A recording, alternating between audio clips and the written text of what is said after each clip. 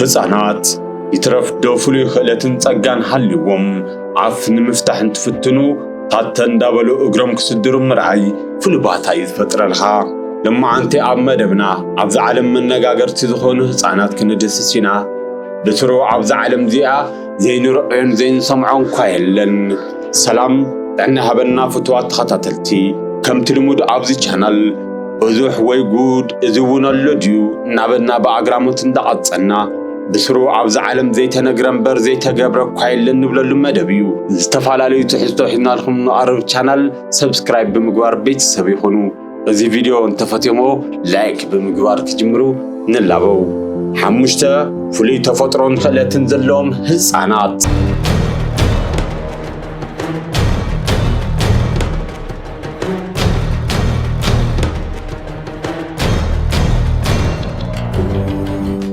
ሓምሻይ ጋቢ ጊንግረስ። ህፃን 7 ዓመት ዝኾነት ጋቢ ጊንግረስ ዓለም ጉድ ዘብል ንኹሎም ኢዶም ኣብ ኣፎም ክፅዕኑ ዝገበረት ህፃን እያ። ጋቢ ጊንግረስ ካብ ደረጃ ተወደቐት ዝኾነ ዓይነት ግኡዝ ነገር ተወቕዓ ዋላ ተተቐንጨወት ምንም ዓይነት ሕማም ቃንዛ ኣይስምዓን። ጋቢ ዝተፈላለዩ በላሕቲ ነገራት ወጊኦምዋ ይፈልጡ እዮም። ናይ ዕድመ ማንዛኣን ወለዳን ቆንጮምዋ እውን ይፈልጡ እዮም። ካብ ኣስካላ ወዲኣ እውን ትፈልጥ እያ። ነገር ግን ብበላሕቲ ዝተቆረፀ ኢዳ ክደሚ ብግኡዝ ነገራት ተወቕዓ ኣካላታ ክቆስል እምበር ምንም ዓይነት ቃንዛ ከምዘይብላ እዩ ዝግለጽ። ምቀጻል፣ ምሕራር፣ ስብራት ዝተፈላለዩ ሕማማት ይትረፍን ህፃናት ልቢ ዝወሓጡ ዓበይቲ እውን ክቆፃፀሩ ስለዘይኽእሉ ፈሊጹኒ፣ ቆሪጹኒ፣ ጠጢዙኒ ዝተፈላለዩ ናይ ሰቓይ ዜማታትን ተውፅእ ይርአ። ንጋቢ ጊንግረስ ግን እዚ ቀልዲ እዩ። እቲ ምንታይሲ ምንም ዓይነት ሕማም ሰውነታ ክቕበልን ከስተኣናግድን ኣይኽእልን። ወለዲ ጋቢ ጊንግረስ ከምዚ ይብሉ። ጋቢ ተወሊዳ ክሳብ 4 ወርሒ ዝመልኣ እዚ ዘይምቕንዛይ ባህሪ ኣየስተውዕልናላን ነርና ይብሉ። ከም ማንም ሕንጦ ቆልዓ ኢና ዕቢናያ። ነገር ግን ዕቢ ምስ በለት ብፍላይ ስኒ ምስ ኣውፅአት ንቆልዓ ዝኸብድ ብስኒ ዝስበርን ትሰብር። ኣጻብዕታ ባዕላ ነኺሳ እንዳደመየ ምንም ዓይነት ሕማም ምልክት ከይረኣናላን ትንተርፍ። ደንጊፅና ናብ ሰብ ሞያ ሕክምና እውን ወሲድናያ ይብሉ። ክቡራት ተኸታተልቲ መደብና መቸም ብግራን ብምዝጋን ብዘይምምዛን ተዓዲላ ዝብል እኳ ይሰኣንን። ነገር ግን ናይ ጋቢ ትዕድልቲ ጽቡቕ ትዕድልቲ ኣይኮነን። ኢዳ በሊሕ ነገር ቆሪፅዋ ምንም ዓይነት ናይ ቃንዛ ስምዒት ስለዘይተስተኣናግድ ደማ ካብ ዓቐን ብላዕሊ ፈሲሱ ኣብ ኣፍ ሞት ተሪፋ ትፈልጥ እያ። ነዚ እየ ከዓ ጽቡቕ ትዕድልቲ ኣይኮነን ዝበልኩ። ንስኹም እንታይ ትብሉ? ሓሳብኩም ኣብ ኮሜንት ኣስፍርና።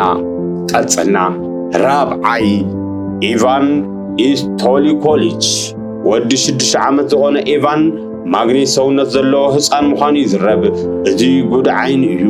ዝተፈላለዩ ሓፂን ባህሪ ዘለዎም ማለት እውን ማንካ፣ ሹካ፣ ሞባይል እና ሳንቲም ናብ ሰውነቱ ዘጣበቕ እንትኸውን ለይንርኦ የለን ለይንሰምዖ የለን ከም ትብሎ ኣይንጠራጠርን። ከምቲ ኣብ ምስሊ ትርእይዎ ዘለኹም ኢቫን ሰውነቱ ማግኔት እዩ። ስድራ ቤቱ ከም ተዛረበዎ ክሳብ 25 ግራም ዝኾነ ኣቕሓ ኣብ ሰውነቱ ምጥባቕ ይኽእል እዩ ይብሉ። እዚ ዕድል ዶ ትብልዎ ወይስ ፏል? እዚ ሕቶ ንዓኹም ገዲፍና። ህፃን ኢቫን ግን እዚ ናይ ማግኔት ሰውነት ምውናኑ ዝተፈላለዩ ዕድላት ኣምፂኦምሉ እዮም። ነበርቲ እቲ ከባቢ ቁርጥማትን መርዘንን ዘለዎም ሰባት ኢቫን ብኢዱ ተዳሲሱና ክንፍወስ ኢና ይብሉ። በሪ ገዝኡ እውን እንዳኳሕኩሑ ዕለታዊ ምላስ ጀሚሮም። ጉድ ዓይኒ። ሳልሳይ ቴኔሽ ኣብርሃም። ብዛዕባ ቴኔሽ ምዝራብ ይኸብድ እዩ። ናይ ቴኔሽ ኣብርሃም ታሪክ ሰሚዕኹም ብፍሉይ ከም ትድነቑ ተስፋ ንገብር። ወዲ 7 ዓመት ዝኾነ ቴኔሽ ኣብርሃም ማንዝኡ ኣብ ቀዳማይ ብርኪ እንትመሃሩ ብሩህ ኣእምሮ ዝወነነ ቴኔሽ ግን ኮሌጅ ብምእታው ብፍሉይ ጸብለልታ ውፅኢት ወዲ 11 ዓመት እንትኸውን ናይ 3 ዲግሪ ወናኒ ኮይኑ እዩ። ከመይ ዝብል ሕቶ ናብ ኣእምሮኹም ከም ዝመጽእ ፍሉጥ እዩ። ቴኔሽ ብሕጊ ኣሜሪካ ፈቆዱ ዝኾነ ናይ ሆም ስኩል ተምሃሪ ምንባሩ ይዝረብ። ዝተፈላለዩ መጽሓፍትን መርበብ ሓበሬታ ጎግል ብምጥቃም ዓርሱ ከም ዝዓበየ ይግለጽ። ኣብ ዝተፈላለዩ ዓበይቲ መድረኻት ኢሉ እውን ኣብ ናሳ ጉባኤ ብምክፋል ዝተፈላለዩ ምርምር ብምቕራብ ጉድ ዓይኒ ዘበለ ህፃን እዩ። ቴኔሽ ካልኣይ ዲፓክ ጃንግራግ ህንዲ እዚ ህፃን ከምቲ ኣብ ምስሊ ትርእይዎ ዘለኹም ክሳብ 11,000 ቮልት ዘለዎ ሓይሊ ኤሌክትሪክ ብምጭባጥ ካብ ምጭባጥ ብዝዘለለ ብመልሓሱ ብምንካእ ኢሉ እውን ናብ ማይ ብምእታው እቲ ኣብ ደቓይቕ ዕድል ዘይህብ ኤሌክትሪክ ንዲፓክ ግን መጫወቲ እዩ። ምክንያቱም ዲፓክ ልዕሊ ኤሌክትሪክ ዝኾነ ተፈጥሮ ዝወነነ ህፃን እዩ።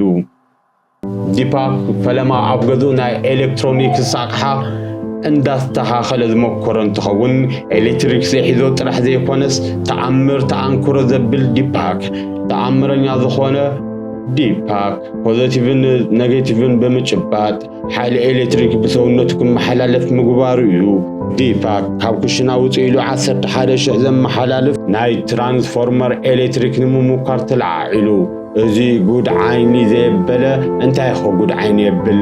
ኣብ ገዛውትና ዝርከቡ 220 ቮልት ሃንደበት ዕድል ዘይቆንዖን ተተንኪፍዎ እንታይ ከም ዝኸውን ብዓይንና ርኢና ወይ ከዓ ሰሚዕና ኢና።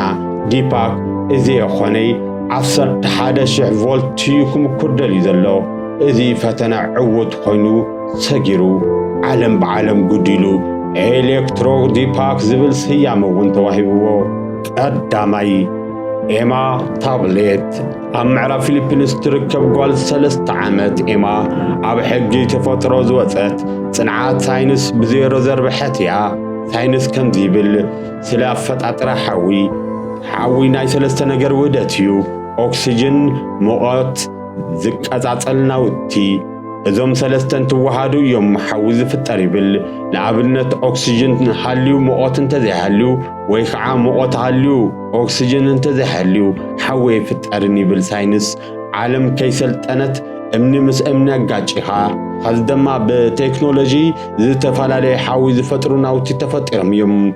ኣብ ፊሊፒንስ ግን ካልእ ተኣምር ተፈጢሩ ሳይንስ ዘረጋገፆ ተኣምር ኤማ ብዘላትሉ ተደጋጋሚ ግዜ ሓዊ እንትፍጠር ለማ ኾኔላ መቀጻጸሊ ሓዊ ሒዛ ነገር ቁልዕነት ተቃጻጽል ዘላ እዩ ዝመስል ነይሩ። ነገራት ብተደጋጋሚ እንትፍጠሩ ፖሊስ ናብ ገዛ ኤማ ኣምርሐ። እቲ ዝገርም ተጓንፎ ሽዑ እዩ ዝተረኣየ። ፖላዊስ መቀጻጸሊ ሓዊ ብዘይብሉ ንበይና ገይሮም እንዳሰለልዋ ከለው ሃንደበት ከዚ ሓዊ ክፍጠር እዩ ዝብል ቃል ኣውፅአት። በታ ቅጽበት ንሳ ኣብቲ ኤማ ዝነበረትሉ ክዳውንታ ምቅጻል ጀመሩ። ድሓር ብዙሕ ክትትል ድሕሪ ምግባር ኩና ዝብል ቃል ሓዊ ዝብል ትርጉም እንትልዎ እዚ ቃል ምስ ትጥቀም ሽዑ ባርዕ ከም ዝፍጠር ተረጋጊጹ። እዚ ብብዙሓት ክእመን ዘይኽእል ንገሌና ልበወለድ ዝመስል ታሪክ ዋላ ንምእማኑን ተኸበደና ኣብዛ ዘለናሉ ዓለም በዚ ዘለናሉ ዘመን ዝተፈጠረ ሓቃዊ ታሪክ እዩ። ፊሊፒንስ ጥራሕ ዘይኮነስ ዓለም ብዓለም ዘዘራረበት ኤማ ታብሌት በዚ ዝደንገጹ ስድራ ናብ ሰማያዊ ሕክምና ወሲዶም ኣመርሚሮማ። ፓይሮክኖሲስ ዝበሃል ሓዊ ብርእሲ ምፍጣር ተኽእሎ ወፃኢ ካሊእ ምንም ሕማም ከም ዘይብላ እዮም ኣረጋጊፆም። ክቡራት ተኸታተልትና ብዙሓት መገረምትን መደመምትን ተግባራት እንዳዳህሰስና ናባኹም ኣምፅሕናልኩም። لمعنت مدبنا أوزي خنزازم أبقى تصالي استفالالي مدبات حزنا لكم كنقرب ኢና ጉድ ዓይኒ ዘበሉና ዛዕባታት ለባኹም ነቕርበሉ ቻናልና እዩ።